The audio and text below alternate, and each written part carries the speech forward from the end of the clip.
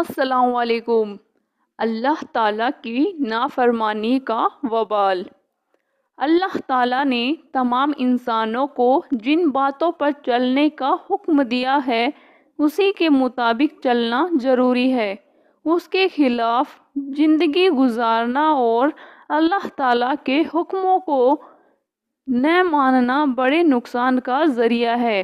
ایسے لوگوں سے اللہ تعالیٰ سخت ناراض ہو جاتے ہیں۔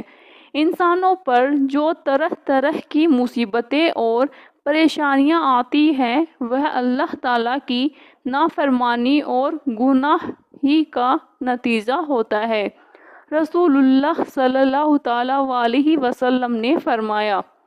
بندے کو جو ہلکی اور سخت مصیبت پیش آتی ہے وہ اس کے گناہ کا نتیجہ ہوتی ہے، اور بہت سارے گناہوں کو تو اللہ تعالیٰ معاف فرما دیتے ہیں۔ بارش جو کہ اللہ کی بڑی نعمت ہے، یہ بھی ہمارے گناہوں کی وجہ سے رک جاتی ہے۔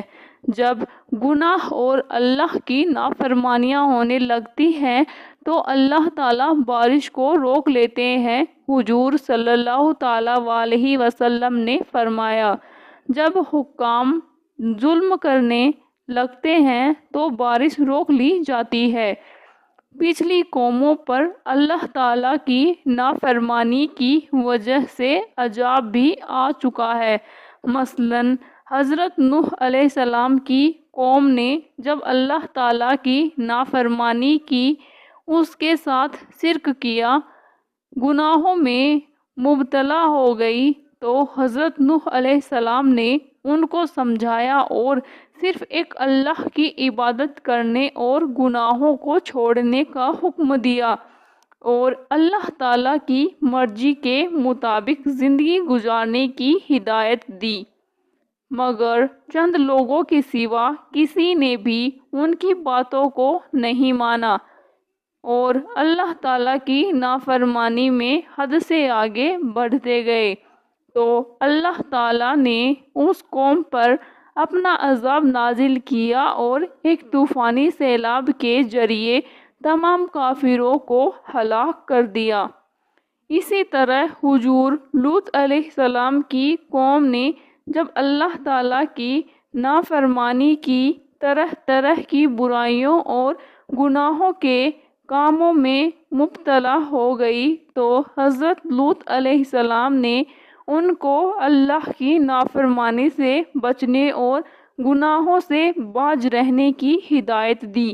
مگر انہوں نے نہیں مانا اور نافرمانی اور سرکشی میں حد سے آگے بڑھ گئے، تو اللہ تعالیٰ نے حضرت جبرائیل علیہ السلام کو بھیجا۔ انہوں نے پوری بستی کو اٹھایا اور آسمان کے قریب لے گئے اور وہیں سے پوری بستی کو زمین پر پٹخ دیا اور اوپر سے پتھروں کی بارش برسائی۔ اس طرح اس ہولناک عذاب کے ذریعے پوری قوم ہلاک ہو گئی۔ آج کل زمین کی کھدائی کے دوران جو کھنڈرات نکلتے ہیں اور پرانے زمانے کے مکانات دریافت ہوتے ہیں، بہت ممکن ہے کہ اللہ تعالیٰ نے اپنے عذاب کے ذریعے ان کو زمین میں دھسا دیا اور وہ کھنڈرات میں تبدیل ہو گئے ہوں۔ آج ہم سب کو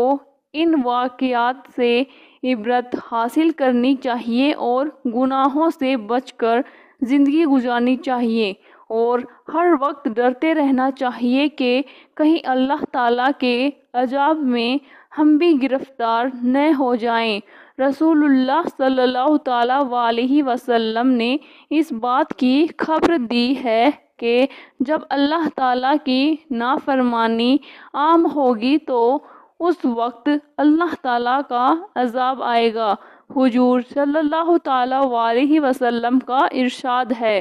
جب مال غنیمت کو ذاتی دولت بنایا جانے لگے، امانت کو غنیمت کا مال اور زکوٰۃ کو تاوان سمجھ لیا جائے، علم کو دین کے علاوہ کسی اور مقصد کے لیے سیکھا جانے لگے، لوگ اپنی بیوی کی فرمانبرداری کریں اور اپنی ماں کی نافرمانی کریں، اور دوستوں کو اپنے قریب کریں اور باپ کو دور کریں، مسجدوں میں آوازیں بلند ہوں، قبیلے کی سرداری ان میں کا شخص کریں، قوم کا لیڈر ان میں کا کمینہ آدمی ہو، اور آدمی کا اس کے سر کے ڈر سے اکرام کیا جائے، اور گانے والیوں اور راگ بازیں عام ہو جائیں اور شراب پی کر جانے لگیں، اور امت کے بعد والے پہلے لوگوں پر لعنت کریں، تو اس وقت سرخ آندھیوں، زلزلوں، زمین میں دھنسائے جانے، صورتوں کے مسخ کیے جانے اور پتھر برسنے کا انتظار کرو، اور ان کے علاوہ اسی طرح کی دوسری نشانیوں کا انتظار کرو جو لگاتار اس طرح آئیں گی، اسے کسی ہار کے دھاگے کے ٹوٹ جانے پر اس کے دانے لگاتار گرنے لگیں گے۔ اللہ تبارک و تعالی ہمیں اور آپ کو نیک راہ پر چلنے کی توفیق عطا فرمائے، آمین۔